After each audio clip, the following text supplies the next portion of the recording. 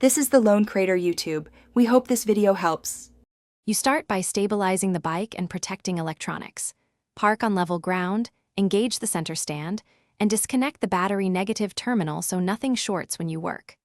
Remove grips, mirrors, or controls that block the bars. Once done, mark handlebar orientation relative to the triple clamp with a scribe or tape. Then loosen the top clamp bolts evenly, a half turn each, to relieve clamping per load without fully removing hardware. This prevents sudden shifts and lets you test movement safely. With the top clamp bolts out, lift the handlebar straight up and free from the lower clamp. Support it to avoid snagging cables. Reposition the bar, rotate to desired angle, slide forward or back for reach, and set switchgear and lever positions roughly where they feel natural. Make sure cables and hoses have smooth curves and are not pinched. Once satisfied, lower the bar, reinstall the top clamp, and snug bolts to hold alignment before final torque. This ensures ergonomics and safe cable routing.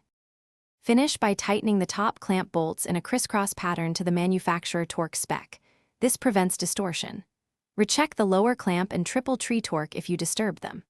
Reconnect the battery, then sit on the bike and slowly turn the bars lock-to-lock while checking throttle return and brake lever reach. Make short test rides at low speed to confirm stability. If you feel binding or pull, stop, loosen clamps, realign bars. Inspect cable routing and retorque.